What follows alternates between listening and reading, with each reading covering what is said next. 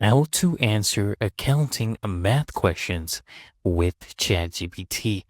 Really easy and simple. The only thing you need to note is that you want to give it complete instructions.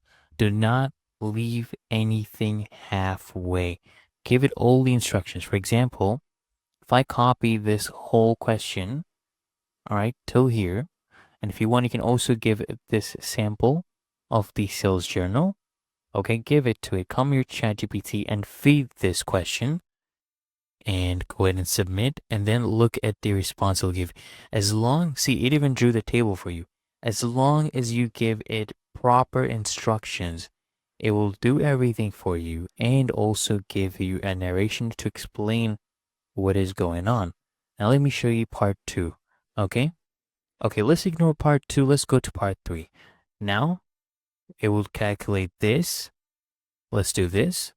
Okay, now that I've fed everything without leaving anything to chance, it will go ahead and break everything down to me, explain everything, and it's really good to study with this as well.